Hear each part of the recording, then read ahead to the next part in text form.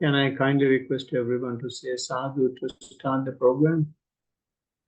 Sadhu, sadhu, sadhu. Namo tassa bhagavato arahato samma sambuddhassa. Namo tassa bhagavato arahato samma sambuddhassa. Namo tassa bhagavato arahato samma sambuddhassa.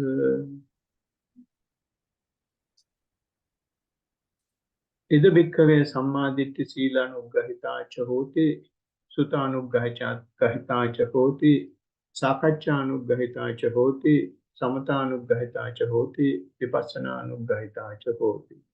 Sadhu, sadhu, sadhu. Dear friends in the Dhamma, as you all know, this is a section that we have been recollecting every time when we have a talk. So I used to say that there is a discourse called Anugrahita Sutta, or the Sutta for supportive factors. And in that discourse, there are 5 factors that are given, which we call supportive factor of virtue, or supporting by learning, supporting from the discussion, and supported by tranquility, supported by insight, etc. So those I have been just signposting at each and every talk because that justifies why we have a talk. We don't do it just because we want it. It's a recommendation of the Blessed One. And today I thought of taking that particular discourse and have a series of discussion on that in the coming weeks as well. So the particular section I just recited in Pali is saying exactly the same thing.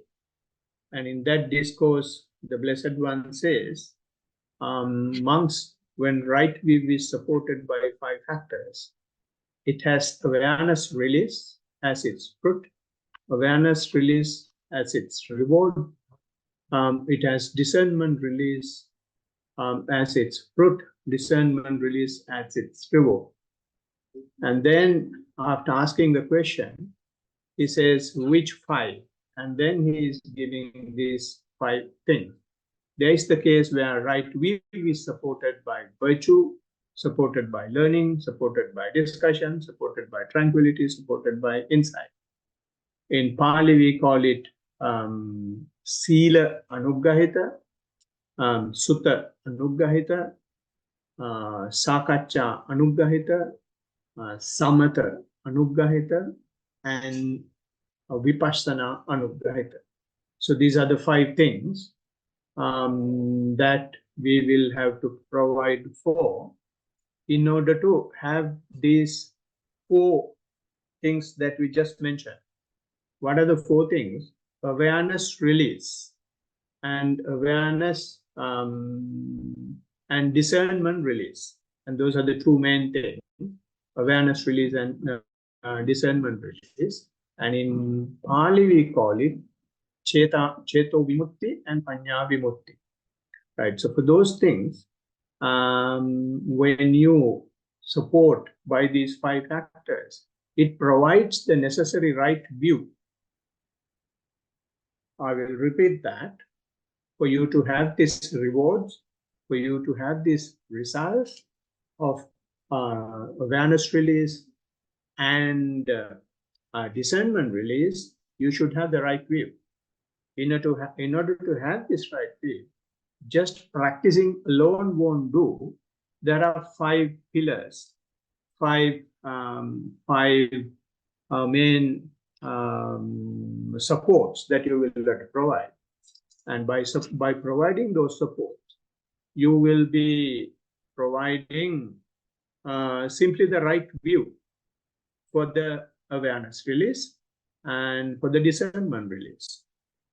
Okay, so we will just have a general understanding or a general definition of what is Cheto Vimukti or what is Panya Vimukti before we go into the 5 factors. And Cheto Vimukti, as I mentioned a little while ago, in English we call it awareness release. And there is a definition of this when I was going through Tripitaka, the canon. I found a discourse in numerical canon, and it says fading of passion is the awareness release. Or if you take the Pali term is Raga Viraga Cheto Vimukti. So when you see that Pali term, it says Raga Viraga, and this is a topic or a section of the topic that we discussed in our last talk we had, or the last discourse we had. And in that discourse, we were discussing about the sensual lust. So lust, another term for lust is the passion. So here it says the awareness release is Raga Viraga. So Raga Viraga means Raga is the passion. So having the dispassion for the passion is Raga Viraga. Rather than saying fading of passion, it is the dispassion about the passion. The passion is there, and you have no passion about the passion. So in general society, what we have is we are bogged down in it, we are entangled in it, so we are very passionate about the passion. But here, the passion, you see the passion within you, but although see the passion within you, you don't really, you are not really passionate about it. You have some distance relationship. You feel keeping that at bay. So that is the dispassion of the passion. So although the translations provided by the learned people is fading of passion, I would rather like to call it dispassion about the passion. So that dispassion about the passion is the awareness release. So when you have the dispassion about the passion, you have brought huge amount of awareness to your energy layers, and your energy layer about the passion is really under scrutiny now. That is why you feel dispassion about the passion. And similarly, the other one, the definition I found, which we call Panya, I mean, I'm not going to go into detail of this awareness release and discernment release because they are topics by themselves to talk for a few days. So I'm just trying to give a general understanding before we go on to the topic that we are supposed to discuss today. And if we take the discernment release in Pali, which we call the Panya Vimukti, and it says in the same sutta in numerical canon, it says Avijja Viraga Panya Vimukti, which means fading off ignorance or dispassion of ignorance is the discernment release. So in other words, your awareness becomes so heightened, and there is no lapse in your awareness, and since there is no lapse in awareness, and you may feel that you are very you have a very heightened awakening. And for that heightened awakening, you will be able to see all your defilements, and all when you are awakened, all what you see is how bad you are, and how vicious and how what do you call negative our mental process is, right? So although you see that, you don't react to it, and you don't have aversion towards it. So as a result, you will generate some sort of dispassion towards being ignorant. So that is called the discernment release. So with that general understanding of the two main points that the Blessed One is bringing into the surface, bringing into the discussion, and he says to achieve these two, awareness release and discernment release, you need to have right view. In order to provide right view, you need to have these the 5 factors. So now we are coming on to the 5 factors. The 5 factors we are discussing are the virtue supportive factor, learning supportive factor, discussion supportive factor, tranquility supportive factor, and insight supportive factor. And these, the Blessed One mentions that these supportive factors are so important that you look after this. You can't look after your practice. If you look after your practice with this thing, it will be so powerful to bring your right view. And the simile he gives is, you will have to,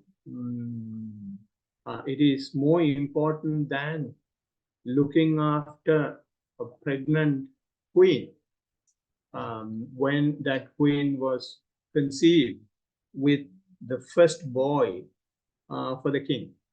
So the first boy of the king is going to be the next king. So therefore the entire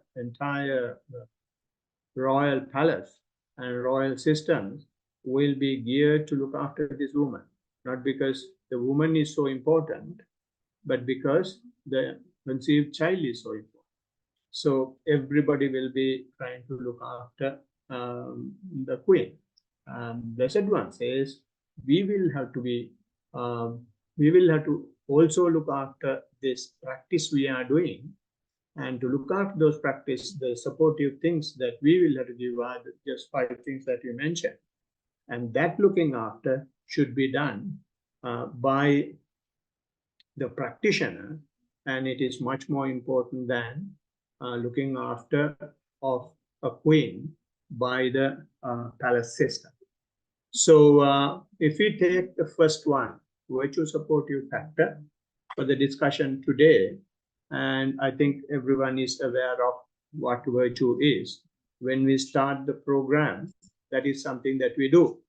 We worship the Blessed One, and then we recollect our precepts. We are saying we refrain from destroying living creatures and taking, not taking which is not given, so on and so forth. We refresh the 5 precepts that we take. And there are higher precepts than that. You can have 8 precepts, or you can have 10 precepts. You can have 10 precepts for lay people and 10 precepts for novice monk. Or you can go for higher ordination, where you will have 220 precepts. So what all these precepts do is, it gives you some sort of a guideline, how you behave, how you react in the society. In other words, the precepts are looking after you and avoiding you of doing things that you should not do. So the precepts are basically avoiding what should not be done. And that is why we say refrain from, etc. So and when someone is virtuous, and that is the prime indicator of the discipline And since it is the prime indicator of the discipline, and all the denominations that we have today, they have some sort of a virtue. It's a different story whether it's acceptable or not, but they have some discipline imposed in the society using the virtue. So therefore, there is no society, there is no virtue. So for the Blessed One as well, he is also taking the same thing, and he is also saying that we have got to be virtuous. We have got to avoid what should not be doing, what should not be done. And in that manner, we can bring discipline to what we do. And what we do is to provide the right view for the discernment release and for the awareness release. And for the discernment release and awareness release, in order to provide this right view, we will have to have the virtue as the main factor. So therefore, although some of the other denominations are having virtue, they may not be leading to discernment release and the awareness release, because they have these disciplines, they have the virtue for the sake of having it, just to control the society. And it may have become a burden on them. It may have become a law rather than you willingly undertake to avoid from things that you should not do. So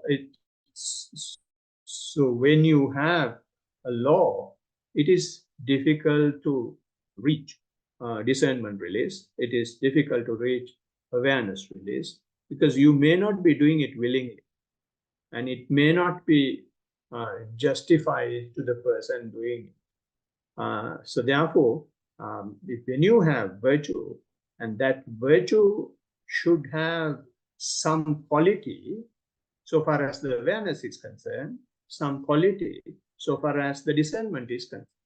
It should have some connection to the awareness, to the mindfulness. It should have some connection to the discernment or the wisdom. There is, when that connection is built, then you will be providing the right view for the awareness release and the discernment release. And there is a nice discourse. There are a few discourses that we are going to discuss under this particular topic. There is a very good discourse where the Blessed One is having a discussion with another Brahmin, where both of them agree the relationship between the discernment or the wisdom and the virtue, right? So it's a bit of a long discourse. The name of the discourse is Sona Danda. And in that discourse, the Blessed One, when he was wandering in India, he had reached a place or city called Champa with 500 mendicants. And he has been living at the banks of Gagara Lotus Pond. And when he was living there, and during the same time, another 500 Brahmins had arrived from the other cities, possibly in the state or in the country, I don't know, had reached the same city called Champa, and they have been having some conference. And in that conference, this Brahmin Sonadanda is a very respected, reputed, elderly gentleman. And he has been basically the leader, because he is the main person in the city called Champa. So he has been hosting all these guys, 500 other Brahmins who have come for the conference. So one day, when Brahmin Sonadanda was having his rest, he saw a lot of people going one after the other towards this lotus pond. So he was a bit curious of what's going on in his town. Then he asked one of his servants to go and check where the hell these people are going. And then he came back with the news that the Blessed One, they don't say Blessed One, they say the ascetic Gautama is residing in the Gagara lotus pond, and a lot of people are going there. And I asked them, what is so important about ascetic Gautama? And then they said, he's such a lovely person, and it is so lovely to listen to him because he has unparalleled reputation about him, and the people say that he has perfected everything that is under the sun, and he's a fully awakened person, Buddha, accomplished in the knowledge, and not only that, his conduct is also accomplished, and he's a holy person and knower of the worlds that we see and that we don't see, and supreme guide for those who wish to train, and he's the teacher of gods and human beings, and he's awakened and he's blessed. So for those reasons, people like to see him, people like to offer him, people like to listen to him, people like to follow him. So then Brahmin Sonadanda also was very curious to see this person, if he's having so much of such qualities. So it's a person worthy going and visiting and having a chat. So he also wanted to go, and he informed his fellow Brahmins, 500 guys who had come, and they were vehemently against, and they were saying, "You're not a person who is supposed to go and see him. He should in fact come and see you." And they were saying why, they were justifying why Sonadanda should not go and see the Blessed One. He said, you are well born on both your mother's and father's side, and you are pure up to seventh paternal generation, and you are rich, affluent, and wealthy person. You recite and remember all the hymns and have mastered the Triveda. Triveda is like the Pali canon we have. For Brahmins, their canon, or what do you call it, their main book is Triveda, and they say you are an attractive, good-looking, lovely, surpassing beauty, and you are ethical and mature, and you have mature conduct, and you are a good speaker, and articulate very well, articulating things. You teach the teachers of many, and you are old, elderly, and senior person. You are honored, respected, revered, venerated, and not only that, esteemed by the king Bimbisara himself. So please don't go. He should come and see you. So when the other Brahmins said this, Brahmin Sonadanda, since he is a good speaker, since he is an articulate person, he, using the same points that they gave, he rebutted all the points. And he said, gene purity, not only for myself, gene purity is with him as well. And he's also wealthy. He's also a son of a king. And I'm just a Brahmin looking after the town. And the knowledge of Veda, he also has the knowledge of Veda because he was the best student when he was young, and all that, and about ethics and all those things. He rebutted all the points the other Brahmins gave. And not only that, he said, this particular person I have heard, he's having 9 super additional qualities that no one else is having. So for that reason, not that he should come and see me, I should go and see him. So somehow or other, Brahmin Sonadanda was able to convince these 500 Brahmin, and they also agreed to go and see the Blessed One.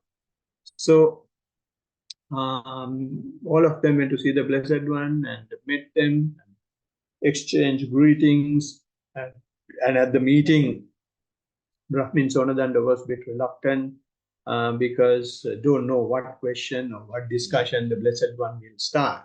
And if he starts a difficult topic, and it will be hard sometimes for Brahmin Sonadanda to answer, and therefore everyone will think that he is not such a knowledgeable person, and his reputation may be affected and all that. A lot of thought process was going on in him.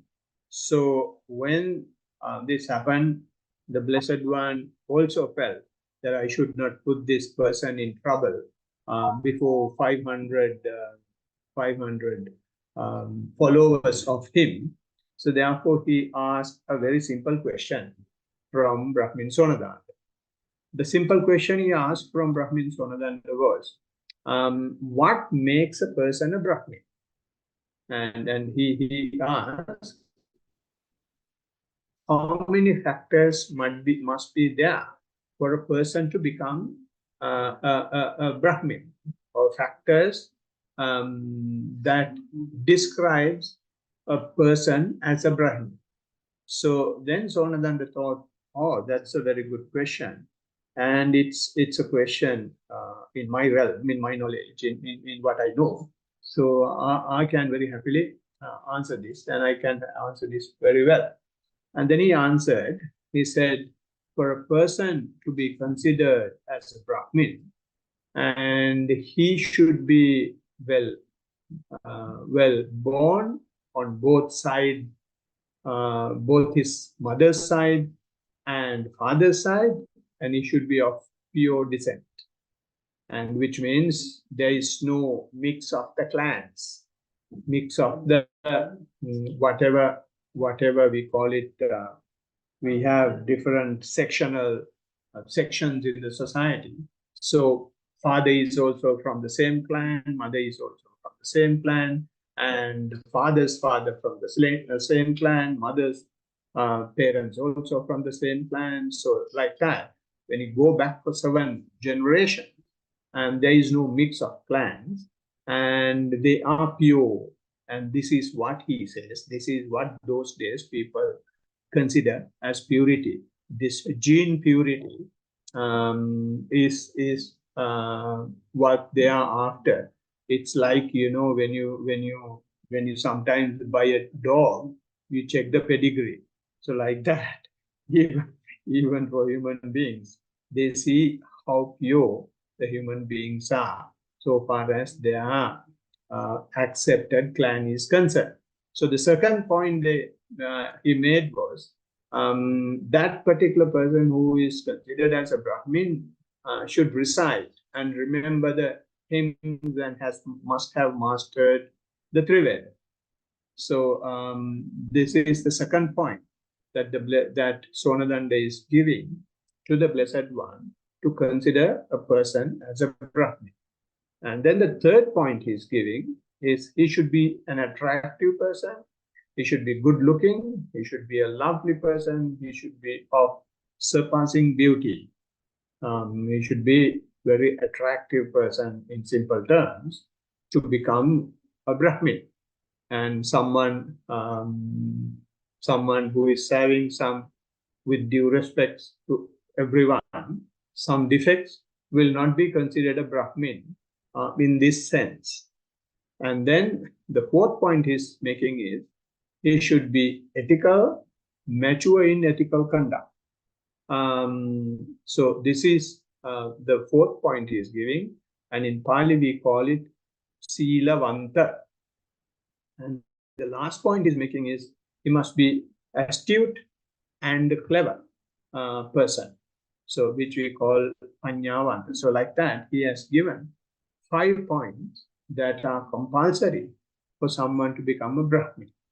So the Blessed One was very happy with the answer, and he said, very good, you explained it so well, And this is how even I think that someone should be considered a Brahmin. But I would like to engage in a discussion about this with you. And can I ask you another question? Blessed One asked from Sonada. And then Sonada said, fine, please go ahead.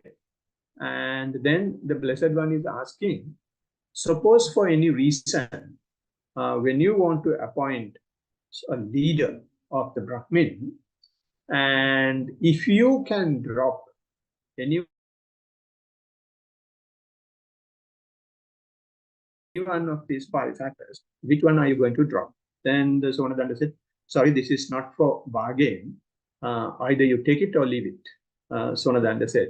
Then the Blessed One said, no, I'm not trying to change your practice. I'm just trying to engage in a discussion. For argument's sake, if you want to drop something, what will you drop? Then the Sonadanda said, okay, the gene purity coming from a pure descent is not that important, he said. So when he said that, all other 500 Brahmins went nuts.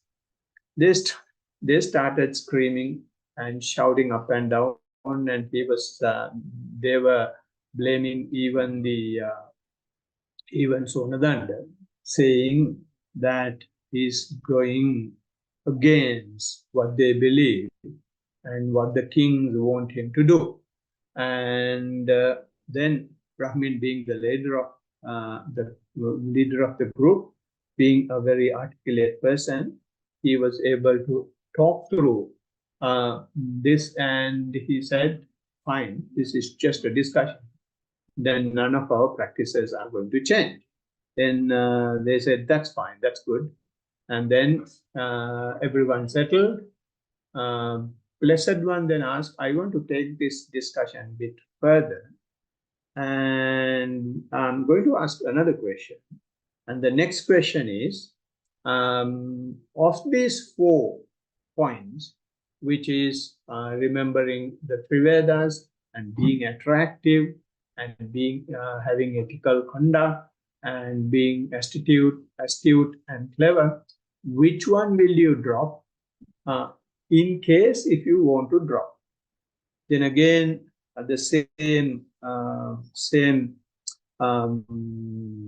noise arose from the assembly, and bit of screaming, and then again in the same way both the leaders, Buddha as well as Sonadanda, intervened and then convinced them that this is only a discussion and there is no change in the practices. And then Sonadanda answered, if any of the 4 factors to be dropped, I will drop the fact that he is smart, he's attractive, and he has surpassing beauty is not that important.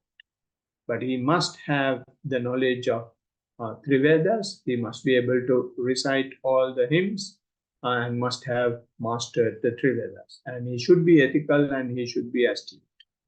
Then, okay, good. And then discussion went on, and he asked the same question for the next 3, which is Triveda, ethical conduct, and astute. Then in that, Sonadanda said, okay, I can drop that he should have the knowledge of Triveda, may not be very significant, although it is very important. I'm happy to drop that. And you must have the other 2. You must be ethical and mature in ethical conduct. And that person must be astute and clever person. And then Blessed One continued with his question. The next thing he asked was, of these 2, which one would you like to drop? Then Sonadanda said, from here onward, there is nothing to bargain with you. I'm not going to go back on these 2 at all. Then the Blessed One said, sadhu, sadhu, sadhu. Why he said sadhu, sadhu was, Sonadanda was saying when he was answering Silavantassa panyo, panyavantassa silo. Natti silo, natti panyo, natti panyo, natti silo. Which means if someone is virtuous and he is naturally astute, and if someone is astute, he is naturally virtuous. And if someone is not so, the other is not there. So that is what, that is the meaning of the Pali term I just mentioned, Pali recitations I just made. So therefore, why I brought this long story to this discussion is because this shows the connection between the astute and the virtue. This brings the connection between the wisdom and the virtue. This brings the connection between discernment and virtue. And it is not only just the Blessed One's idea, and it's the idea of even other reasonable believing denominations. They consider that there is a direct connection between ethical conduct and wisdom. So therefore, Blessed One is saying, in order to have the discernment release, you must have the right view, and that right view starts with the virtue. And virtue must be your supportive factor. If virtue is not there, forget about discernment. Is the simple statement that you can summarize this all what I was talking all this time. And when you hear this, you may get the impression that then if we want to practice, we must definitely have virtue. Without being virtue, we won't be able to practice, and that's a very fair idea. That's a very fair thought process that might go in one's mind. Blessed One knows that it is a very difficult task, and the Blessed One's duty when he was born into this world is not to put restrictions on people in following him. And what he said was, although it is important, yes, virtue is important for you to become, for you to achieve wisdom. But at the same time, he says, Ekayano ayam bhikkhave maggo sattanam visuddhya, which means I am giving you the one and only way for your purification. So if he is talking about the purification of beings, he is not having any discrimination as to who is virtuous and who is not virtuous. And he has undertaken the entire responsibility of making people purified. So in that context, one must remember that it is not necessary for someone to be virtuous first before coming onto the practice. Blessed One says, you come on board, I have a recycling plant, I will put you from here, and from the other side you will at least become a virtuous person. So that guarantee he is giving, and he is saying in 4 Foundations of Mindfulness Discourse, Ekayano ayam bhikkhave maggo sattanam visuddhya. One and only way for the purification of beings. It's not just one way, it is the only way for the purification of beings. What is this one and only way? Is the 4 foundations. Where are these 4 foundations based? These foundations are based in the mindfulness. So therefore, if you are mindful, then you have opened the gateway for purification. This is the simple message that the Blessed One is giving us. It is not compulsory requirement for you to be virtuous first, although there is a connection between the wisdom and the virtue. And if you take the other side of that statement, although there is a connection between virtue and wisdom, and when you become mindful, and if there is a possibility to recycle this unvirtuous person into a virtuous person using mindfulness, so there is a connection between mindfulness as well as virtue as well. So this is why the Blessed One says, awareness release is also happening when you provide this supportive factor. And from this supportive factor, you are providing the right view for the awareness. So awareness is also connected to, therefore, the virtue. And that has been very clearly explained again in a discourse in the numerical canon. And the name of that discourse is Mindfulness and Clear Comprehension Discourse in the chapters of eights. I think the last one or the one before, penultimate discourse of that. And that discourse says, if someone is not mindful and not having clear comprehension, he will not be he will not have moral shame and moral fear. And if one is not having moral shame and moral fear, he will not restrain his faculties. If one is not restraining his faculties, he will not be virtuous. And then it goes on until the right concentration. So this is the connection that we have in the between awareness and the virtue.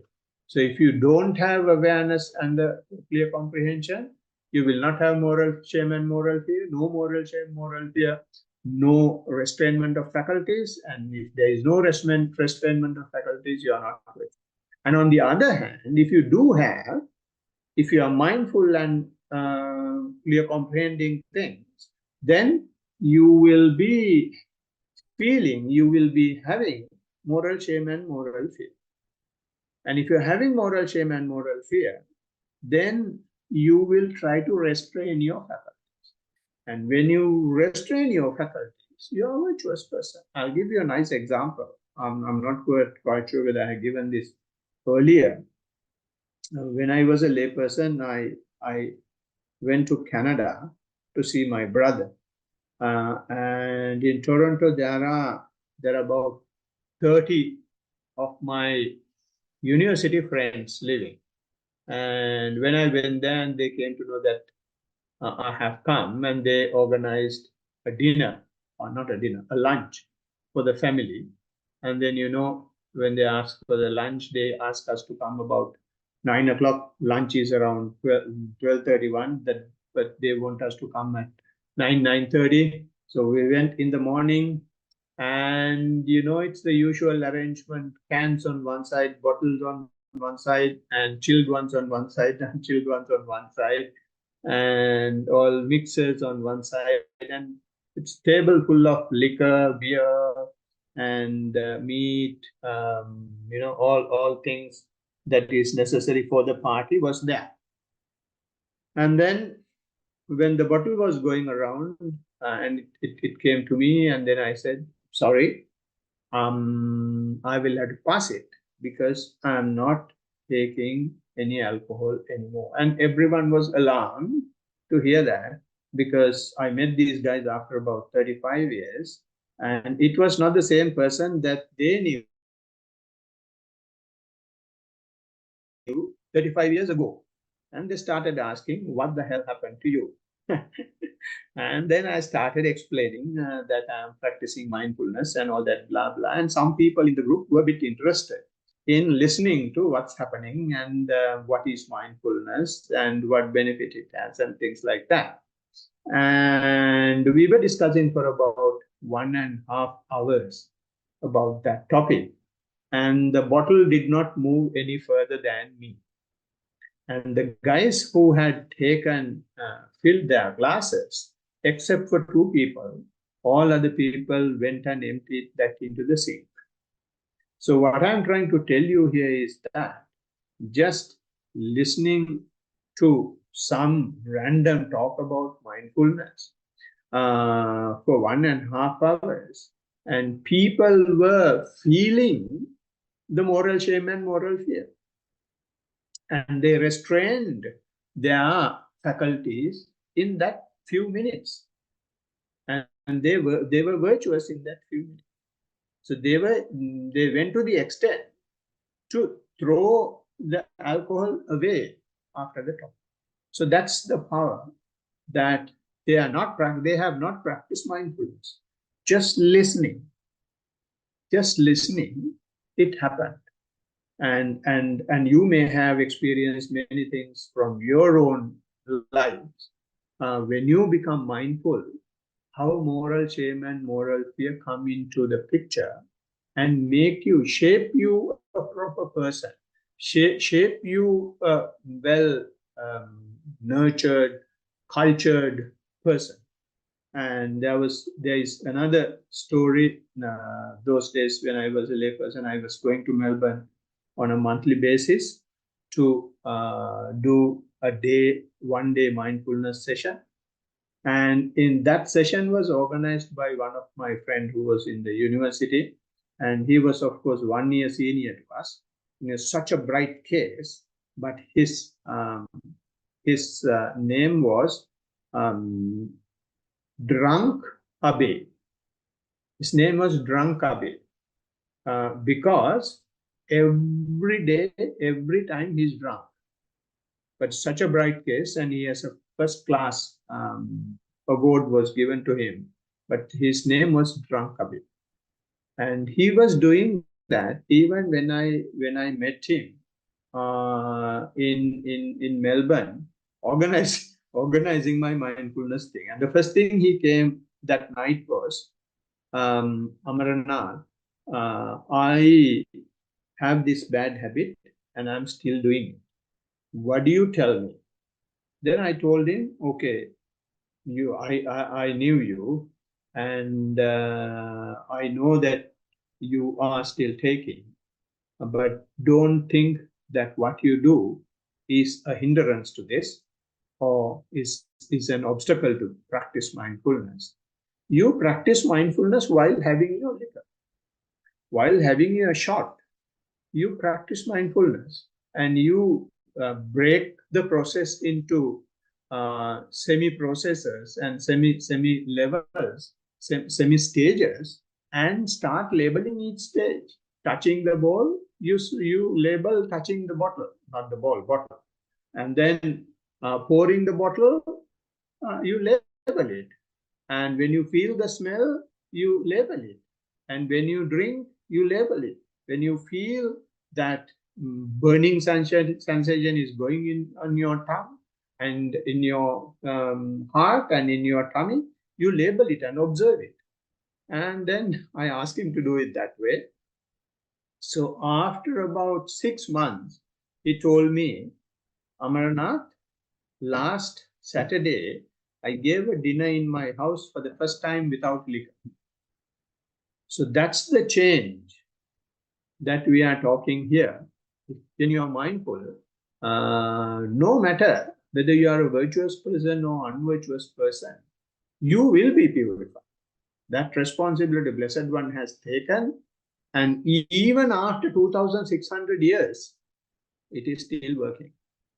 Even when he is not there, even when one of his disciples is telling, it is working. So it is the support that the Blessed One is asking. He's not asking us to be virtuous. His first thing he asks is us to be mindful. When we are mindful, and then virtue will naturally come. So when one is practicing mindfulness, the first thing that you can see in yourself is that you are changing into a different person, that you are changing yourself into a different person. You are not doing certain bad things you are doing. Or at least even if you do it, you don't like it. And over time, that you don't like it because you have moral shame and moral. So with that moral shame and moral fear, when you continue to do it for some time, then you understand it for yourself that I should stop this, and you will restrain your faculties and you will stop it, and then you become a virtuous person. Who did that? It was done by the mindfulness. It was done by you. And that is the power of the human. And that is the power that the Blessed One is giving. He knows that each and every human being is having this capacity. So if we open up this capacity in the hearts and minds of people, just imagine how beautiful the world will be. Looking at the things that are happening in the society today, if any of these donkey leaders are at least mindful for a few seconds, this entire world is going to be such a beautiful place. But we are not going to do it in large scale. We know that we can't make other people mindful. We can't make other people virtuous. We can let them play whatever the game they are playing, but we can look after our own game. And therefore, although it is a gift for the humanity, we are not going to give it to each and everybody. We will be just looking after ourselves. When you look after ourselves, we will be purified and we will be able to emit that pure energy to the rest of the beings.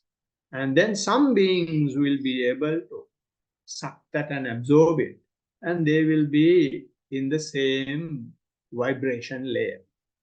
And other people, they will be dancing up and down with their music and with their tunes, but we are not affected.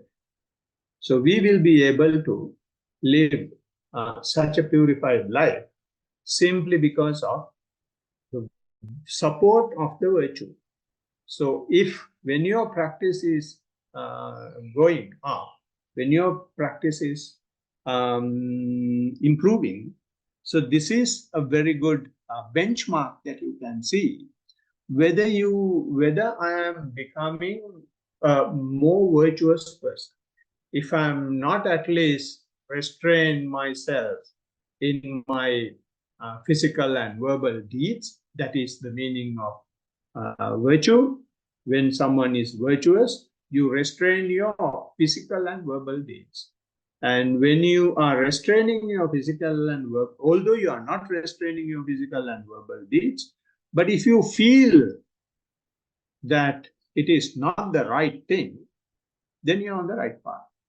And that is happening from mindfulness. You are still doing the same bad thing, but your mind is open now to yourself. So before that opening up of yourself, what was happening is the bad thing was justified by yourself. And that is what is happening in the entire world today. They are doing all the bad things. And they have books after books after books to justify the wrong thing that they do. That is what we have been doing as well. But with this simple opening of your heart and mind through mindfulness, and we open up ourselves into our own negative energies, then we will be able to have the mindfulness release. And that mindfulness will release the negative energies.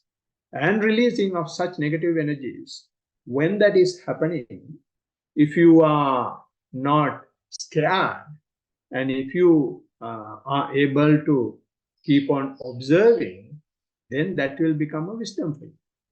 That becomes discernment release. So that's some sort of a connection that I can bring up into this discussion. So this is how the what do you call virtue as a supportive factor improves the right view and help Cheto Vimutti and Panya Vimutti. So we will be able to discuss a little bit more about this in the next session. So I wish all of you that you will have wonderful mindfulness, which brings you the virtue connected with wisdom, wisdom connected with virtue. May you all be happy and peaceful. Blessings of the Triple Gem. Sadhu, sadhu, sadhu. Right. Thank you. So that's the talk today. And we can go for any questions that you may have. Yeah, I've got a couple, Bhante. Just relating back to the start of your Dharma discussion, you were saying like awareness, discernment, and then I think it was unawareness, discernment. I might have the second bit wrong, but when you say that, and you say it's like the right view, are you saying like that sort of, that statement saying awareness and then discernment of the awareness? Is that similar to like the cessation, the origin of the cessation, and then the cessation leading to the passing away? Is that like a similar thing, but you just broke it down in a different way? No, I mean, all these are connected. Yep. Right. And awareness release in Pali we call Cheto Vimukti. Right. Vimukti. Cheto Vimukti, Yeah. which means the release, mental release, mindfulness release is what is awareness release is the word that is being used here.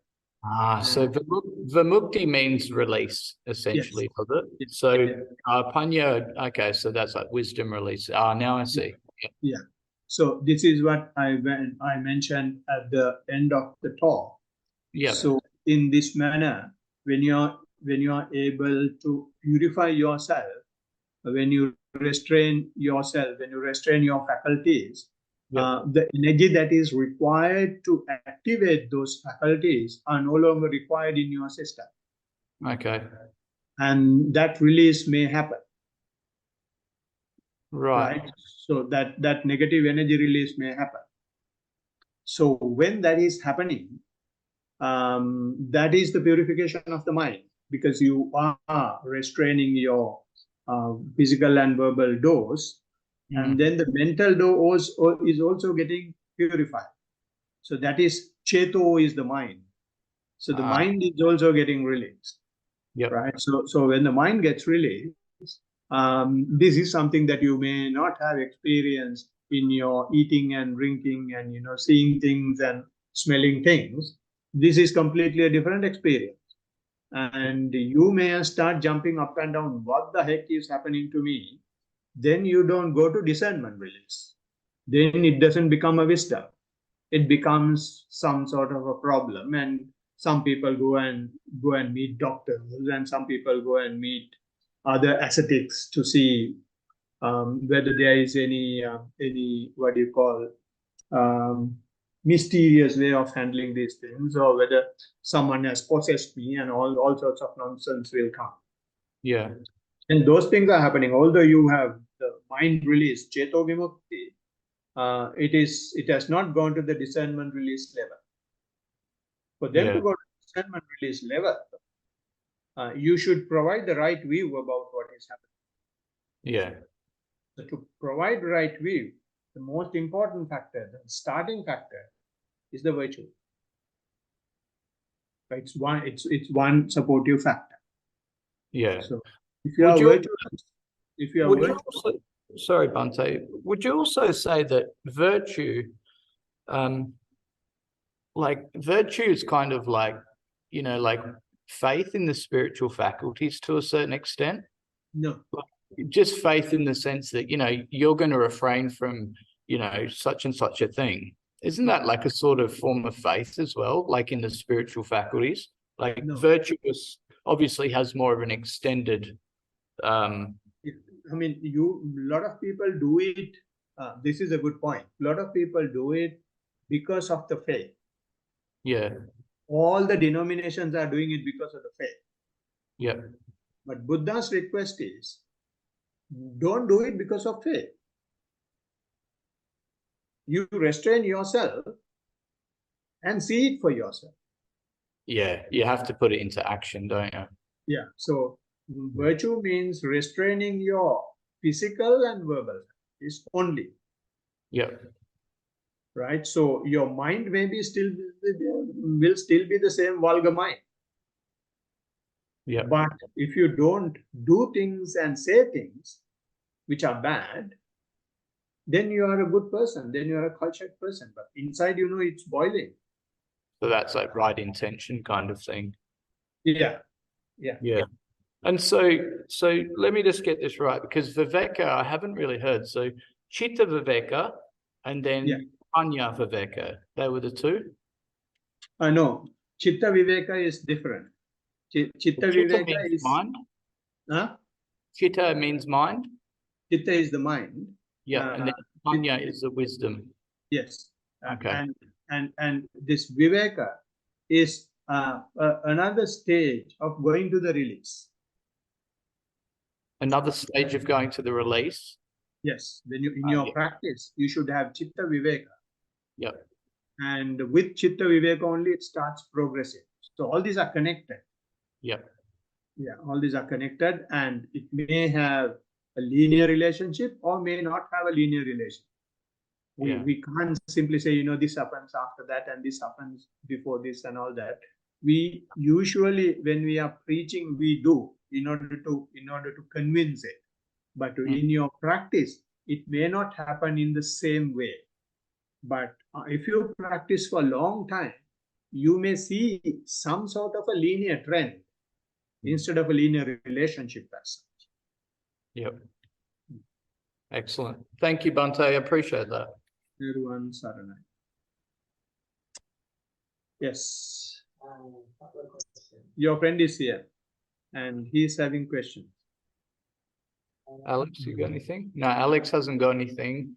No, there is another friend of yours. You'll have to come here and speak. They can't see you. Yeah, that's fine. Does Vimukti mean? Ask whether they're here. Can you hear? Yeah. Good to see you, even though you can't see me. I love that too. Hello. Good to see you guys. Where's Hansika? Is she here? Hamsika didn't come tonight. Last week she didn't come. The week before she came for the sitting part of the meditation, and then she said that she was going to be at the Wednesday session the next night, but she didn't come. But I'm hoping that she comes again. Good. Hope she does come. Yeah.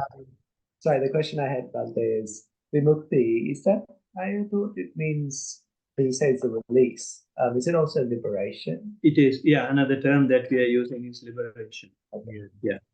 All right. Second question. So in Just give me a second.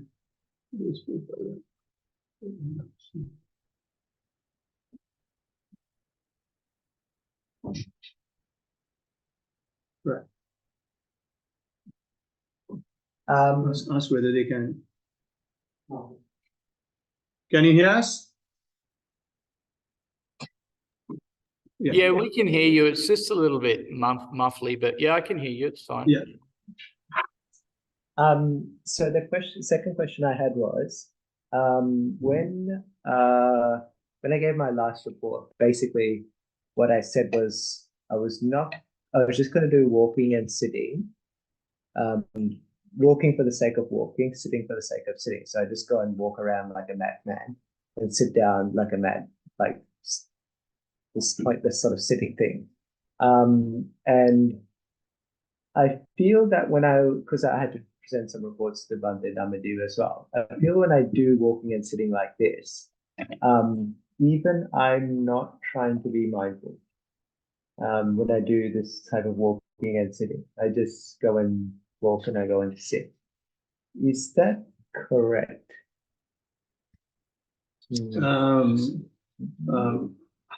Can't say whether it's correct or wrong because what is the report is what is important.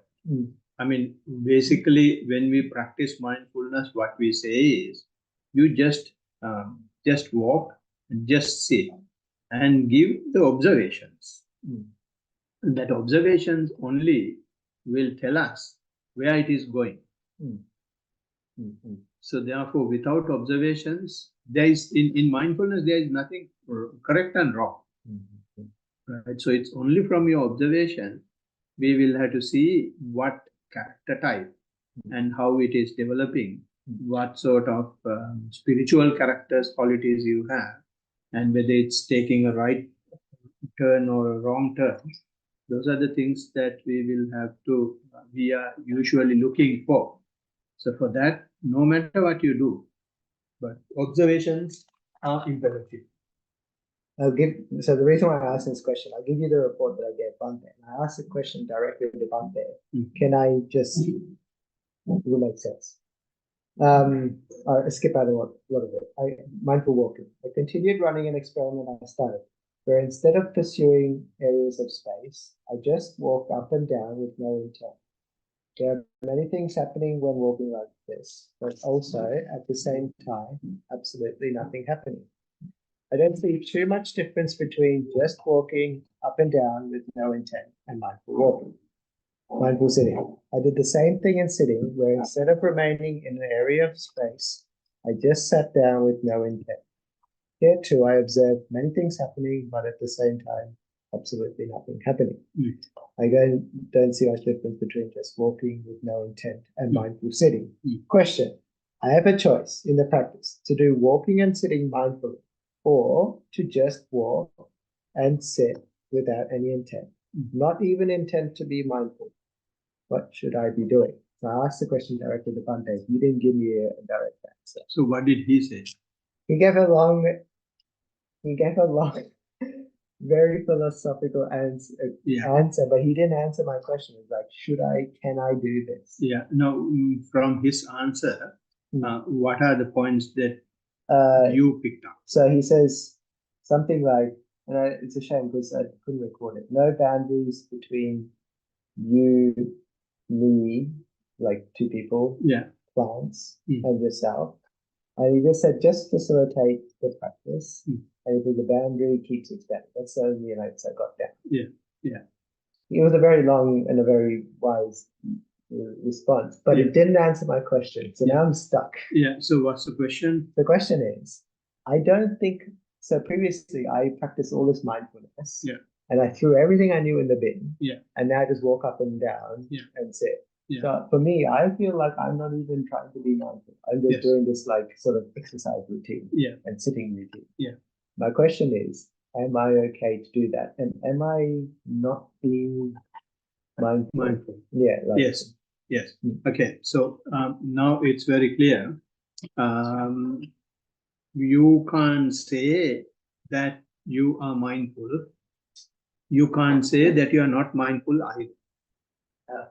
The reason is, it's not what I say, that's what you said. You said many things are happening, which means you are mindful. You said nothing is happening, which means you are mindful. And you interpret when things are not happening, you are not mindful as well. And also, when you feel that when you don't purposely become mindful, it is not mindfulness. I think that's there. Now the mindfulness has come to a stage where it is taking it is doing on its own, and your involvement is not necessary. And if you want, you can observe everything, but you at the same time you see these things and you let them go. You don't poke your fingers. That is why you have broken the boundary of me, right? And therefore you see things are happening since you are not becoming part of it. And so far as you are concerned, nothing is. Yes. Because you don't poke your fingers in there. You don't build your identity card with those things. And if you purposely do it, then I write this happened, this happened, this happened, this happened, which means your identity card is that, right? So, but I have another comment here. When this type of practice is going on, it is organic and it can go on. But the Buddha's what do you call advice is, now you see you don't get involved in things. You see things are appearing and disappearing because you know many things are happening and at the same time nothing is there, which means everything disappears so fast. And Buddha says when this is happening, keep the mindfulness to the fore. And since you keep the mindfulness to the fore, it is you are observing it. And at the same time, have the body as your focal point. Each and every time, you should have a you should be reporting back to your controlling room, head office, which is the body. Every time you feel mindful, just see how you feel in your body. That bodily connection is very important. So the bodily connection, like I don't feel the matter, Yeah. but I have the feelings. Yes. So that's what I see. Yes. Yeah. I mean, this that's exactly right, because you have gone beyond matter, so you will not feel matter, and even the feelings you will not feel gross feelings. It will have a very fine, subtle feeling. Sometimes maybe pleasant, sometimes maybe unpleasant. So it is very. I mean, I pray for you to have unpleasant feelings. I unpleasant feelings. Yeah, and then that only brings out the negativities. So when you feel that you are releasing self and you are not hanging on to self, that you are not clinging on to self, and you should feel that change in attitude from your body, then only it becomes the first-hand experience. So that is what the Buddha says, pratyaksha. When we worship Dhamma, he say pacchattan veditabbo, and see for himself or herself in that I don't have it here. When you worship Dhamma, we say that. So that to see for ourselves, you can't see it in the mind. It is only in the system, physical system. So in that physical system, again, as you said, not matter. It may be fine feeling layers. So that's an advice I can give. Don't completely forget the body. Have just some simple angle look at it. Have some, in Sinhala we call it sulu koneng balanda. Look at the edge of the eye. Yes. Anything else, you'll have to come here. Otherwise, they can't hear. I think you answered my question. Yeah, I did. So basically, I summarized, we had this discussion of what do I report to Bhante Dhammadev. I summarized basically everything that I've ever practiced into about 3 reports. The only thing that he's having some very nice philosophical answers for these, which I don't understand. Yeah. Only one thing he said that was interesting, that I'll just report is, so when I talked about these 4 dimensions of space that I see, he said the 4th one contains all the other 3 in it. That's all I could remember. That's another interesting point I was just going to report. That's it. I don't have any big questions. All right. Thank you. And questions from here are over. Anything else from others in the group? Yes, Swami Maharaj, just a little report I want to give from last week. Yeah. I think the panic attacks I've had have reduced significantly, and I was starting to realize this actually relates to the topic today, because I remember telling Swami Maharaj I had trouble with the negative energy that got released in my body. Yeah. Because I was constantly pulling it out of fear. Yeah. I was noticing that I was still doing it like all the time. Yeah. And yeah, I think there was this one day like I did everything I could do to observe it, and you know, the panic attacks came, and I finally managed to observe it, and yeah, that was the last time I remember having those panic attacks, and since then I think I've been experiencing I was able to see the energy particles in my body again, like I was able to recall back to when the energy release happened in the first place, like a few years ago, before all the chaos happened. That is, so like that was like, that felt like a good sign. So ever since then, I was just, every time I sat down, I pretty much just went inside my body, like just looked at these energy particles, and I could see the contrast with these energies and energy particles and the negative energy that was in my body. So I was able to observe these things a lot more.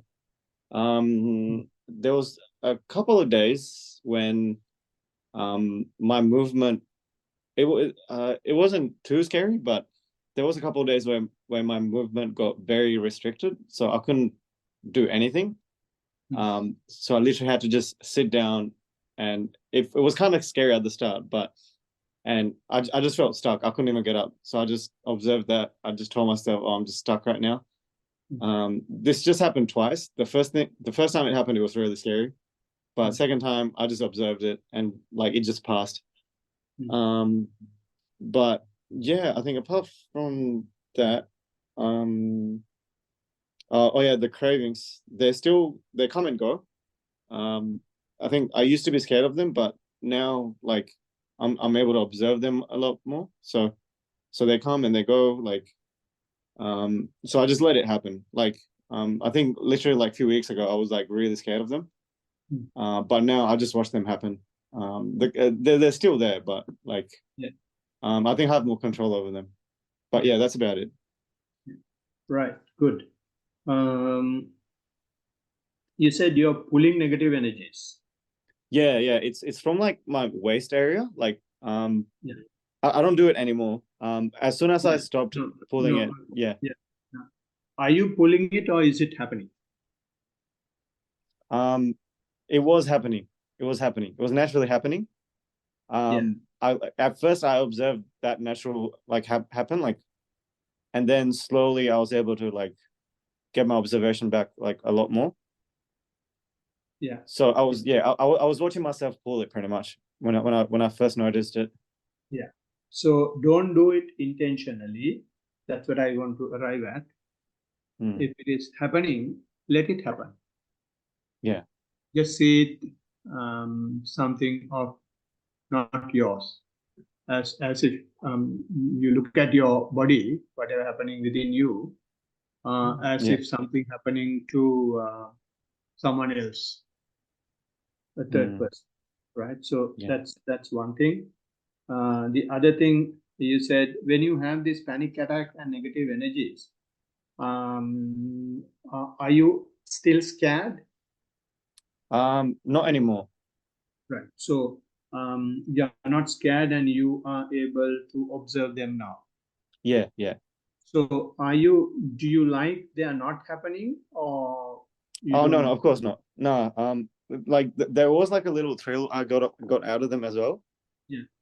And I try not to attach myself too much to that. Yeah. So when I go through those panic attacks, like it actually felt really good. Right. Okay. So don't be scared of them, and as well,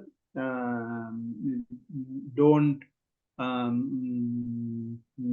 think that they should not happen as well. And in fact, it is not necessary, since you are not scared. You will have to have a daredevil attitude towards them. Bring it on, and I will face. That sort of attitude should be there for anything. Yeah. Even for craving, you see craving come and go, is because now craving are no longer hidden under the surface. Cravings are coming out. Since cravings are coming out, you are able to see them come and go. Yeah. So when you see cravings come and go, you think you are bad. It is not that you are bad. This is how you get purified. So when we pull pus out of a wound, you see pus coming out, which means you are getting purified.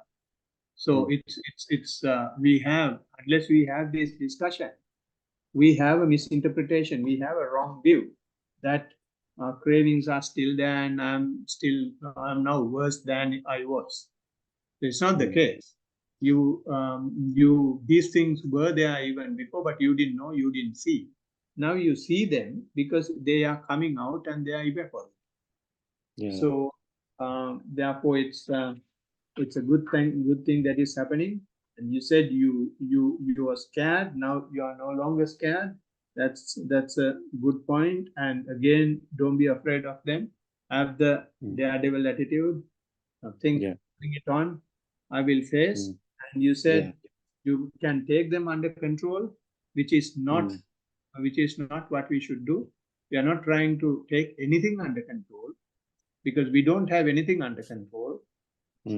So that word is our mind is trying to put that word out just to keep the same attitude of self. So we don't have anything under control, but we have the ability to see whatever is happening. So don't try to take anything under control as well. If it is happening, bring it on. I'm ready to observe, and always have the notion that don't go for overestimation. Always think that it might happen anytime and I'm ready to see. So then all the time you will be keeping the mindfulness as your security guard. He's with the CCTV camera at the gate of your actions, of your words, and of your mind. So then you are safe. I think most of the security system is working. I think most of the time, the craving, like what I always like, kind of not even worry. What I've fantasized about is like if what I'm feeling about myself is what everyone else is feeling. So like my friends and all that, that superiority, like sometimes I'll see something on TV, and it will like remind of like a higher being or something, and I'll be like, oh my god, like, and there's like a liking towards that, and there is no control of it, and I just let it happen. When it happens, you very intently and intentionally observe it. Observe. Yeah. Thank you so much. Everyone, Saravan. Thank you. Right. Anything else? Anybody else?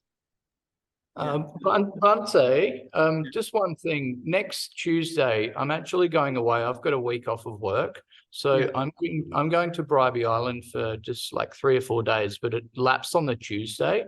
I'm still gonna do it. I just won't be in the temple hall, that's all. That's okay, so long as you are joining. Oh, I'll be joining, guarantee you that. It's just I won't be in the temple hall on Tuesday because I'll be in Bribie Island. So No, that's okay. That's all. Yeah. Chatu wants to say something.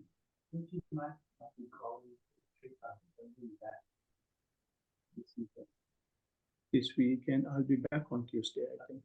Yeah, I think. When is Tuesday? Is 26th. Yeah. Hopefully I'll be back. And just give me a second for me to see whether I'm busy on that Tuesday. As far as I remember, no. But let me check. No, it's only 25th. So 26th I'll be available. I'll be back on the 25th. Perfect. Good. And you want to say anything? Just small message to Tanuka. Yeah. Yeah. Yeah. What's his name? Nalinda. Yeah. Tanuka Nalinda has given his regard, it seems. Oh, thank you. Right. And PT, is this Patricia? It's Trish. Is it Trish or somebody else? I'm not sure, Bante. I've seen that PT come up before, but I don't know who it is. It might be Trish. No, it may be Kuwait Thai, Kuwait Ting. Right, sorry, that's okay. You're on mute anyway. Right. Since there are no more questions, no more reports, we are able to conclude the session. And to conclude the session, we will, who recited the verses last time? I can't remember if I did or not. I think maybe I did. Okay, Tanuka, it's your turn then. Yeah, I can do it. May all devas share this merit which we have thus accumulated for the acquisition of all kinds of happiness and prosperity. May all other beings share this merit which we have thus accumulated for the acquisition of all kinds of happiness and prosperity. May all beings inhabiting space and earth, devas and nagas of mighty power, having shared this merit, long protect the dispensation. May all beings inhabiting space and earth, devas and nagas of mighty power, having shared this merit, long protect the teaching. May all beings inhabiting space and earth, devas and nagas of mighty power, having shared this merit, long protect me and others. If by deed, speech, or thought, heedlessly I have done any wrong, forgive, O Master, O Victor, greatly wise. If by deed, speech, or thought, heedlessly I have done any wrong, forgive, O Dhamma, to be seen here and now, timeless. If by deed, speech, or thought, heedlessly I have done any wrong, forgive, O Sangha, practiced well, the incomparable. Let this merit accrue to our departed relatives, and may they be happy. Let this merit accrue to our departed relatives, and may they be happy. Let this merit accrue to our departed relatives, and may they be happy. By the grace of this merit that I have acquired, may I never follow the foolish, but only the wise up to the time I attain Nibbana. By the grace of this merit that I have acquired, may I never follow the foolish, but only the wise up to the time I attain Nibbana.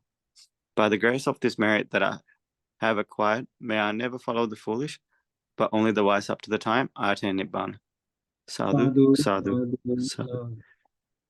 Thank you all for joining, and see you next time. Everyone, Saranai Bante. Everyone, Saranai. Thank you.